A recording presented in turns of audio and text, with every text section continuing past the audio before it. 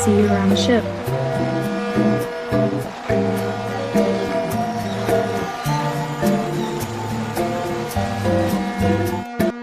Hey guys, it's Chris, and I have 10 tips that we use that you can possibly use and save you some time. It can save you money, and it can definitely save you some stress.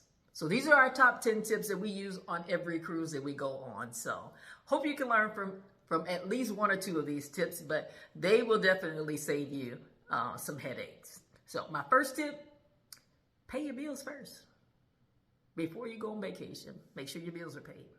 If you're going to be gone for 2 or 3 weeks, make sure everything is paid. That way, when you come back, there's no problems. There's no disconnections or anything like that. There's no problems with your bills. If you have subscriptions that are due, anything that's not auto pay, credit cards, any of that needs to be paid first, pay it before you go on the cruise. That way, when you get on the ship, you don't have to worry about, I got to have internet. Why is the internet not working? Because everything is paid for. That's just stress that you don't have to deal with. So pay your bills first. That's number one.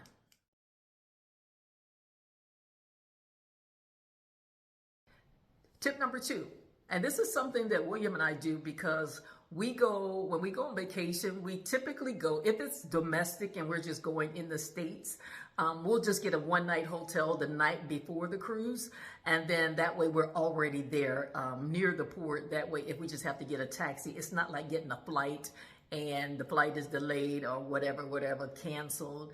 You know, that's stress that I don't have to deal with. I'd rather give you $300 for a one-night stand other than having that stress of dealing with the airport and cancellations and possibly missing my cruise. It's just not worth it to me in comparison. And I know you can get travel insurance.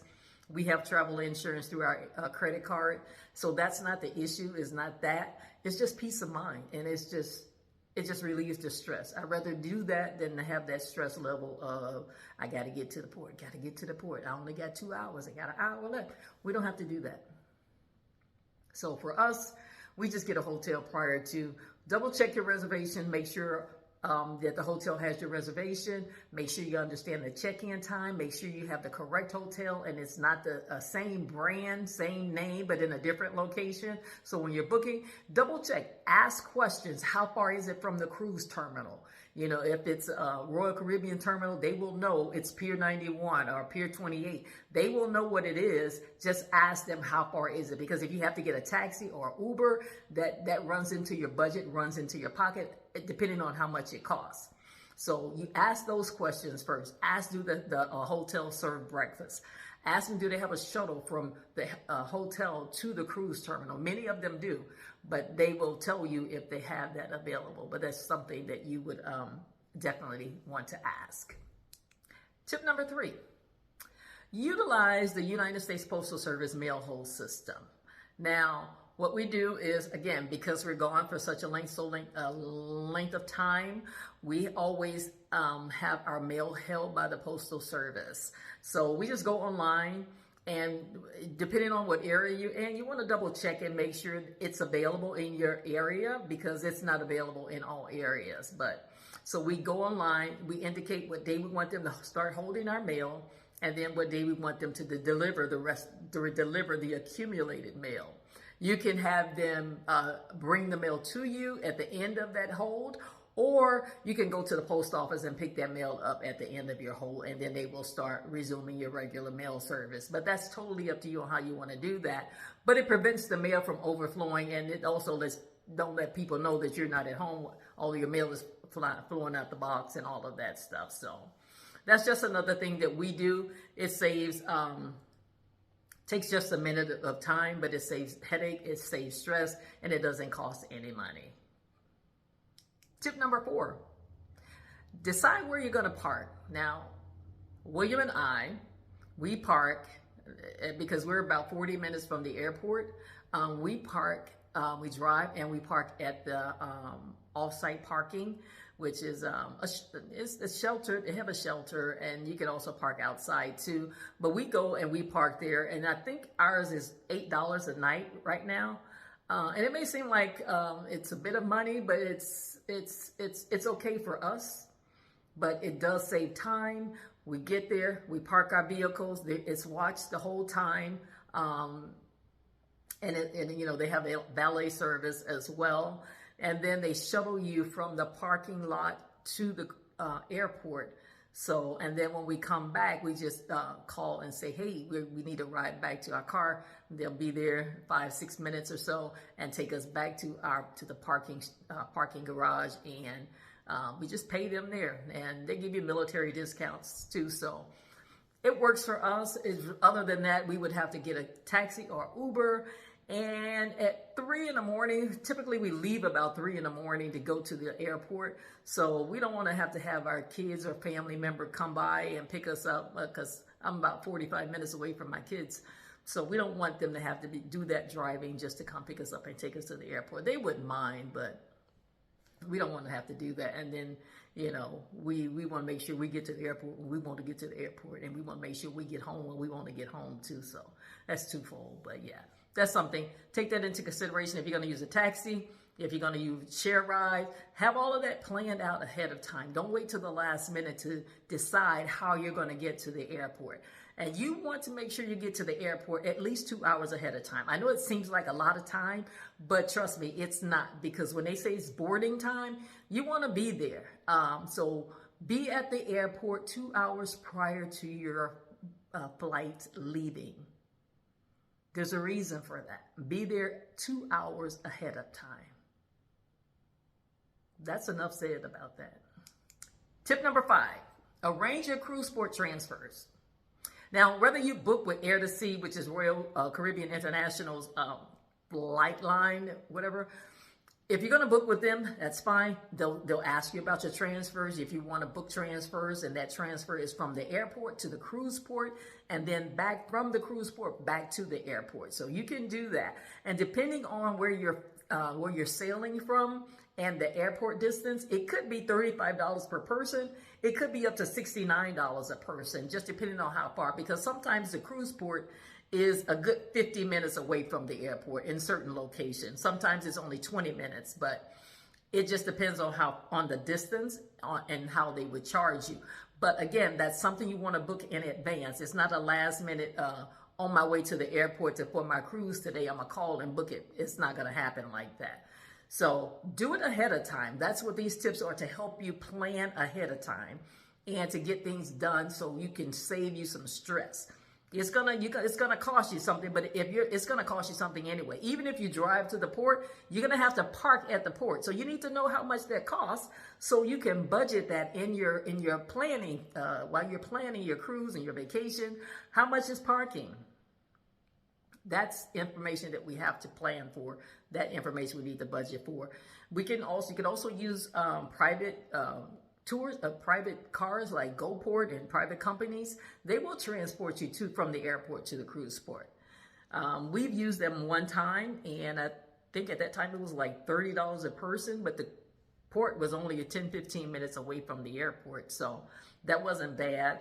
And we saw other people trying to get on the GoPort bus because they didn't plan ahead of time, and they were turned away because they did not have room to accommodate them. So again, do it ahead of time if at all possible. Call ahead of time.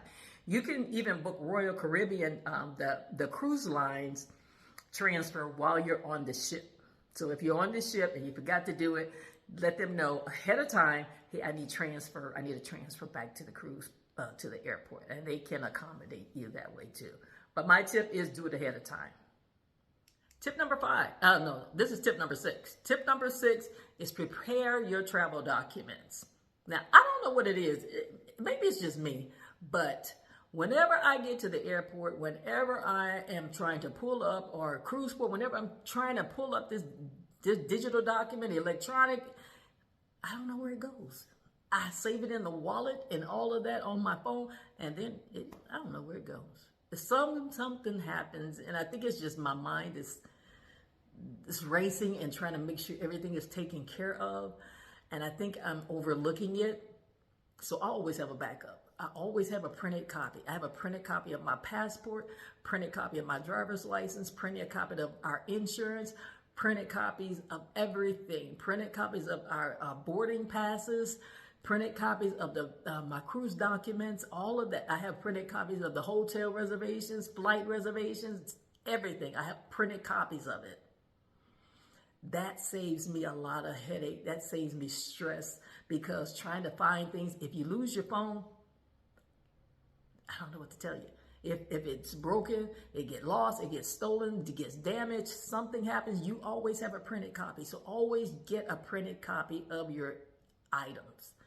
And like the passports and ID and insurance and all of that, that stuff you can use that over and over and over again on different cruises, but just make a copy of it and keep it in a folder.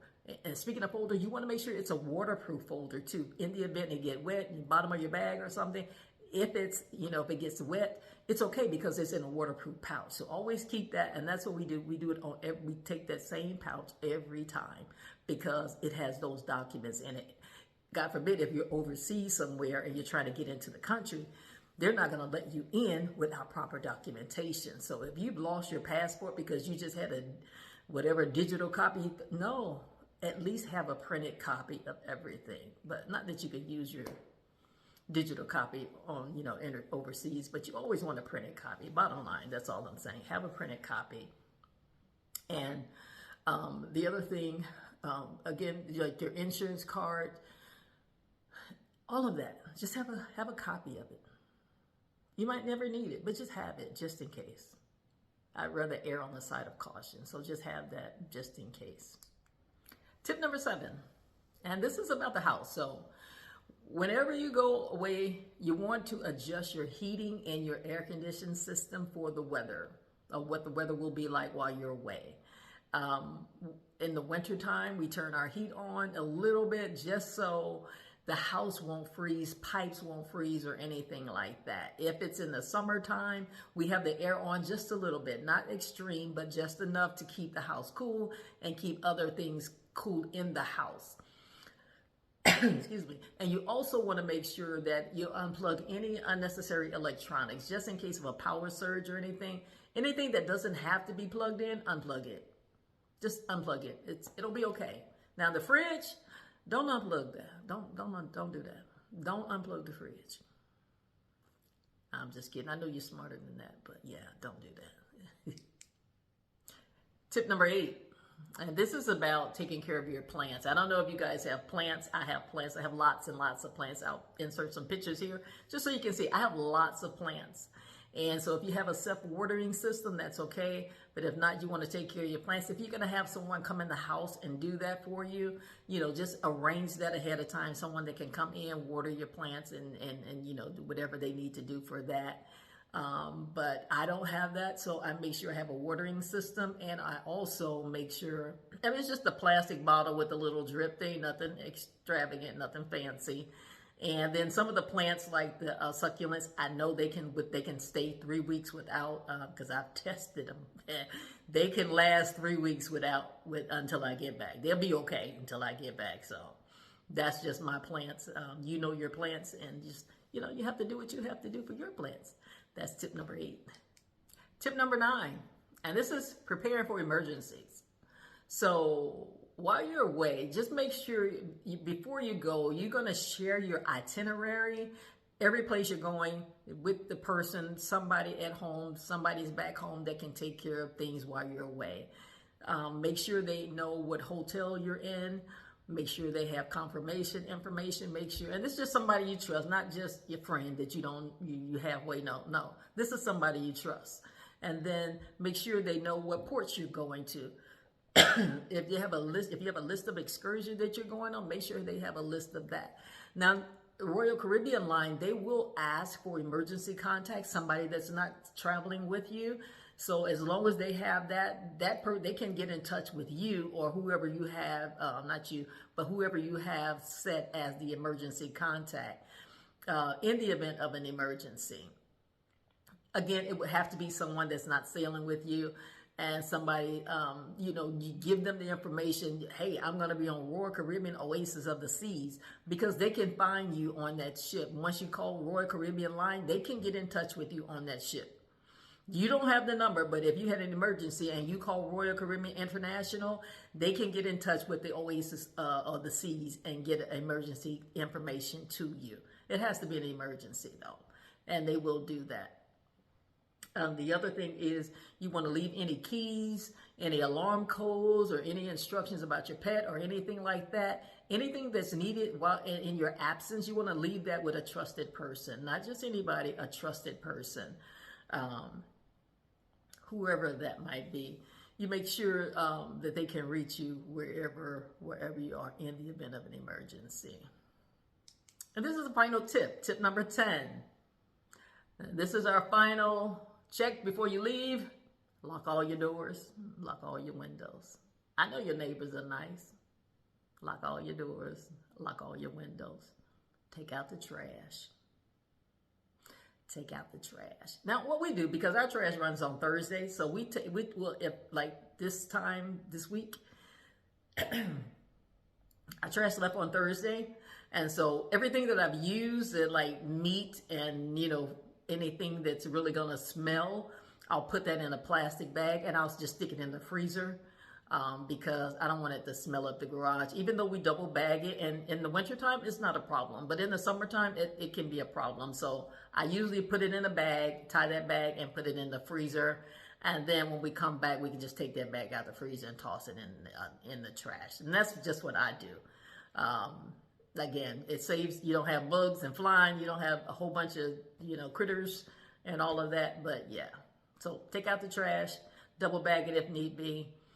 Do what you have to do with that. You want to tighten up your security. Make sure your timers, system timers are coming on. Make sure everything is good.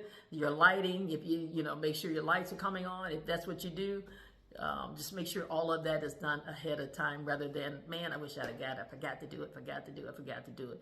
Write down a checklist. I do it all the time.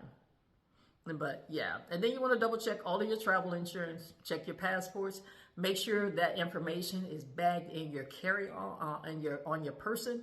If you have a purse or a satchel or a backpack or something that's not going to be separated from you, that's the information that you want to keep on. You want to keep all of your travel documents, all of your luggage information, all your luggage tags, all of your cruise documents, your ID, passports, all of that never leaves your body. Never leaves your body.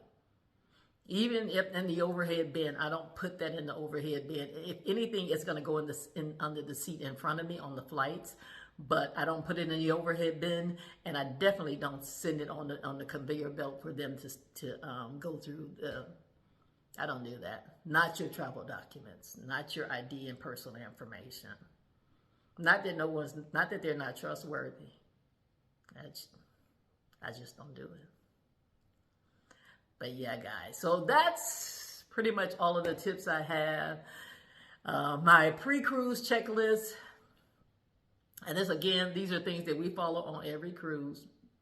We're no different. We're creatures of habit because we have learned that these are things that help save us stress. It saves us money. Even though we're spending money, it saves us money because those are things that we have prepared for and things that we plan to do and things that we plan for. So those are my last minute things. Keep away from the headaches, the stress, keep the stress down. And if you guys have any tips and comments that you would like to share with me or anybody, just drop them in the comments and I'll be happy to look at those and incorporate what I can incorporate because by no means do we have it all. So I'm always looking to move forward, always looking to move ahead. I'm going to be better tomorrow than I was today. And with your help, we can do that together. So guys, that's the end of this video. In the meantime and in between time, I'll see you around the ship.